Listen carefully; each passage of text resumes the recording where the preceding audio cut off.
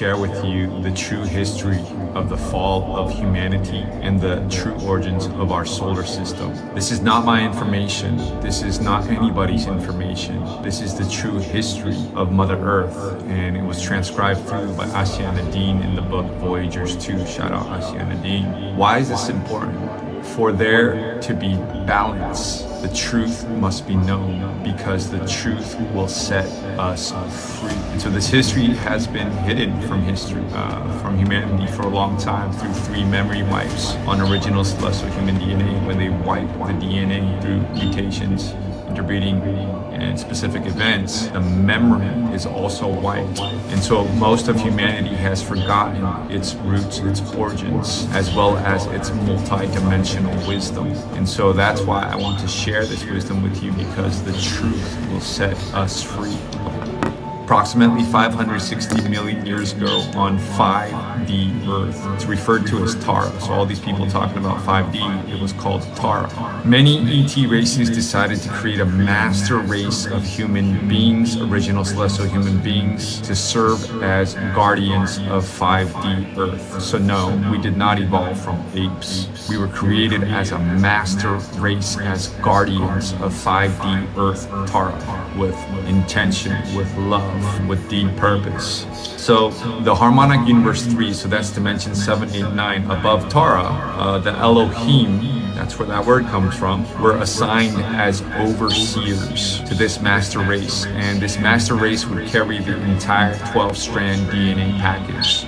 The ability to ascend, to embody its soul, 4th, 5th, and 6th dimension, oversoul, 7th, 8th, 9th dimension, and avatar Christos self, 10th, 11th, 12th dimension. And so it had this potential DNA when it was created. That was the original design. Around 552 million years ago, there started being interstellar breeding. A lot of ET planets came and started interbreeding with this master race, and the DNA began to carry mutations and digress from the original base 12 eternal life code. And from this master race, there was a split that happened: the Alanians and the Lumians. The Alanians were a little bit more aggressive. The Lumians were a little bit more passive, more maternal. There was a split, and they started evolving together on a landmass called Eden. Where do these words come from? Until the more aggressive Alanians, they started seeking dominion over the more passive Lemanian culture. As we know, this still exists today. There's no time, only consciousness moving through different densities. The need for greed leads to more. They're never satisfied. They want more and more and more, and that's what started happening. And the aggressive Alanians became increasingly dangerous, and they started experimenting with power generation through Tara's planetary core. So they started running experiments trying to extract power from 5D Earth's core. And as you see, this is all still happening today. The off-planet beings are trying to extract from Mother Earth resources, her water, her blood. So all of this is still happening and relevant, because history repeats itself unless we learn from the past. So the Lemanians, they saw that a cataclysm was going to hit if they continued to pool resources. And they moved off this Eden into an island, and they started purifying and regenerating their 12-strand DNA potential. So at this time, another group is introduced called the Templar Solar Initiates.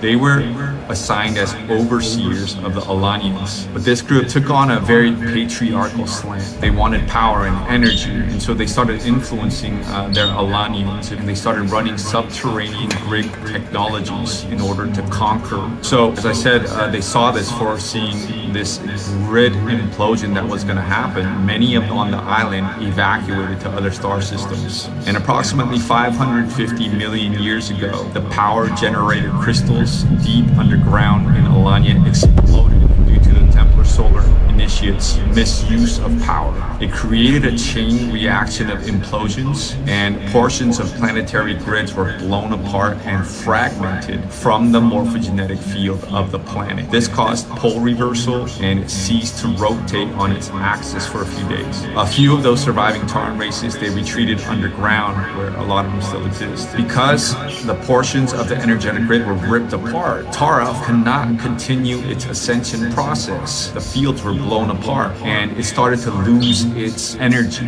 Its vibration started to dip. And so in order to ascend to 7D Earth, that's what Gaia is, 7D Earth, seventh dimensional Earth, it has to accrete higher frequency, but it couldn't do that because it was ripped apart, torn apart, fragmented. And in fact, it started to decrease its vibration, lose oscillation speed, and decrease in frequency. So the planet Taran, 5D Earth, planetary grid was dismembered from the explosion. It fell in vibration and it was pulled. When it loses vibration, it was pulled into a sun within 5D Earth's universe. It vaporized into the sun and it was pulled through a black hole at the center of the sun. The sun is a portal. And it was pulled through the black hole as it lost vibration and re-emerged into a galaxy within harmonic universe 1. That's dimensions 1 through 3, where we are right now. That's how 5D Earth fell to 3D Earth. And it broke down the morphogenetic fields. Morphogenetic field is like a blueprint for matter. It's the blueprint which matter condenses on. So it lost frequency and it came through the black hole into this universe, 3D Earth, and it broke down into 12 pieces to set up a mini solar system around an already existing solar system, which is now our solar system. One of the 12 pieces merged with the sun, our sun. The other 11 pieces begin to build up matter density and remanifested through its morphogenetic field. They literally fell from 5D into 3D Earth, dimensions 1, 2, 3. The 12 new planets entering dimensions 1 through 3, harmonic universe 1, 55 million years ago, are the planets in our local solar system. Mercury, Venus, Earth, Mars, Maldek, which nobody talks about because it imploded. It's now an asteroid belt. Jupiter, Saturn, Uranus, Neptune, Pluto, and Nibiru. And our earthly scientists have not found Nibiru yet. It's far away. So there were originally 12 planets, base 12, eternal life code, 12 strands of DNA, the potential to ascend and embody your 12-stranded DNA, your soul, your oversoul, and your avatar Christo self, and eventually your ascended master self. But this fall happened from 5D to 3D Earth. The event of 5D Earth became known as the fall of man. The Bible took that event and it interwove it with other fall events into what we call now the fall from the Garden of Eden. So when Tara fell and it blew apart, there were soul fragments as well, not only of the planet, but of the people. And a rescue plan was devised in a long history of trying to rescue and once again to re-empower humanity to ascend back into 5D Earth from which it originally came from. And in order to do that, we have to be able to accrete the morphogenetic fields. We have to accrete, if you want to call it, higher frequency, our higher self. Dimensions 4, 5, and 6. And there's a specific physics that we have to follow in order to accrete our souls and ascend individually and as a planet back to 5D Earth. So why is this important? Well, the key is frequency. The language of our potential DNA scientists used to call junk DNA is frequency, sound, light, and symbols. And so we can communicate with our 4th, 5th, and 6th stranded DNA and embody our soul through specific sound, light, and frequency techniques, and to start embodying once again our birthright, our soul, as we were originally created to do.